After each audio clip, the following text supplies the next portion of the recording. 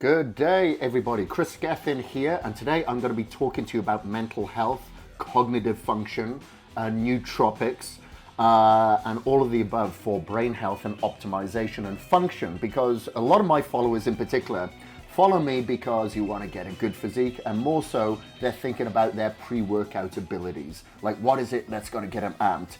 So, we have nootropics, we have pre-workouts, and now we actually have peptides, which is absolutely phenomenal. You've probably heard me talk about peptides for many, many years now, mostly for the abilities of like repair to damaged tendons, ligaments, muscles, such as BPC 157. There's obviously some peptides that are growth hormone and testosterone secretagogues.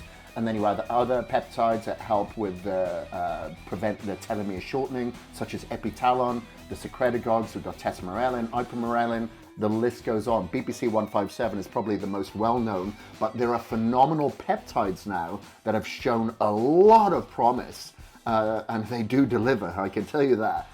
When it comes to mental health or brain health, and focus and function, the nootropic effects that we certainly can get from supplementation now is in a kind of like purer, stronger, and more direct form. Like the form that I'm taking here are drops. I'd put 3 drops up that nostril, 3 up the other. You can do them injections. Peptide comes in capsules as well. You have a lot of bioregulating peptides. The list goes on. And the reason being is that this has been studied since the 1940s, but in Russia there's so many studies, you can look online. In Russia in the 1940s, and it's been utilized in the Olympics for performance. It's been helped with the prevention of biological aging or slowdown of biological aging, again in Olympic athletes as well, because we cause ourselves a lot of inflammation through overtraining, which can lead to the onset of earlier aging. But let's focus on brain health today.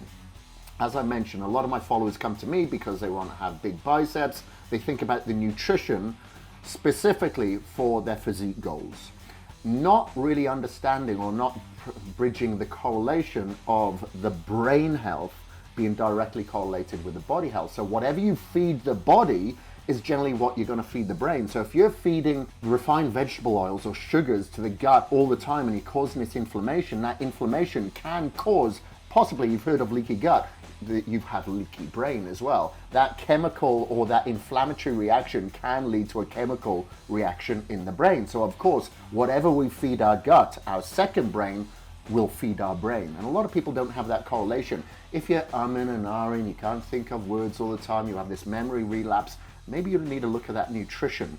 However, once the nutrition is in place, we know then supplementation can come in. That's your pre-workout, that's your protein, etc., or based on your deficiencies. But you have to have everything intact first. Same thing with the peptides. Have everything intact. Make sure that you're sleeping well, that you're not over consuming dopamine through screens, artificial light, etc. You're blocking it at the right time. Luckily, you can see this halo above my head.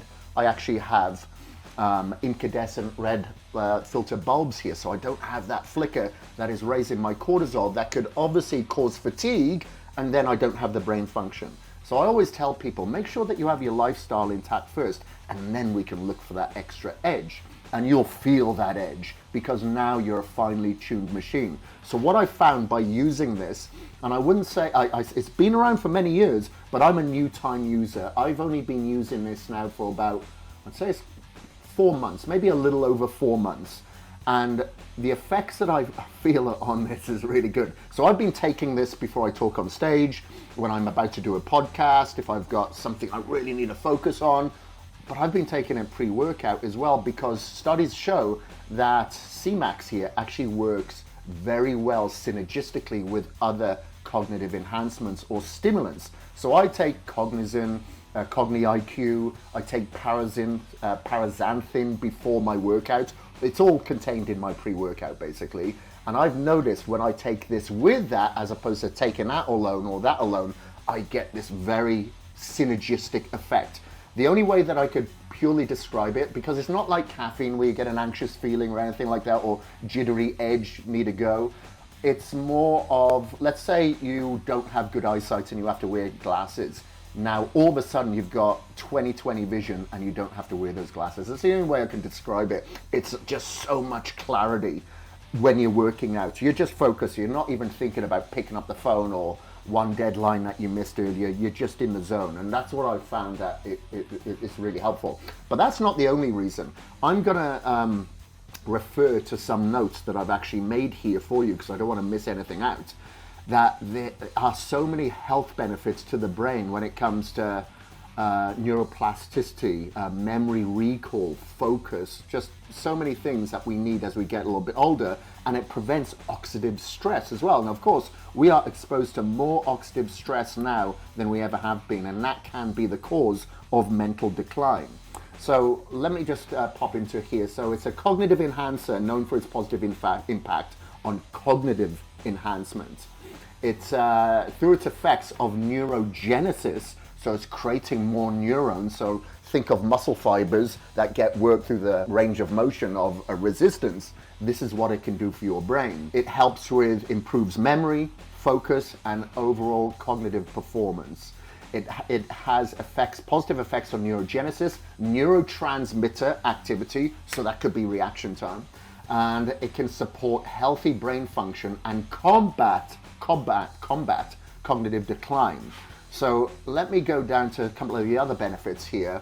It helps with leveraging biomechanical approaches to optimize brain function. And one of the advantages of Semax is its ability to stimulate the production of crucial neurotransmitters like dopamine and serotonin, which are essential for regulating mood and cognition. So as I mentioned earlier, sometimes we overstimulate ourselves. We're on Amazon, we're scrolling, we're emailing, we're on socials, whatever.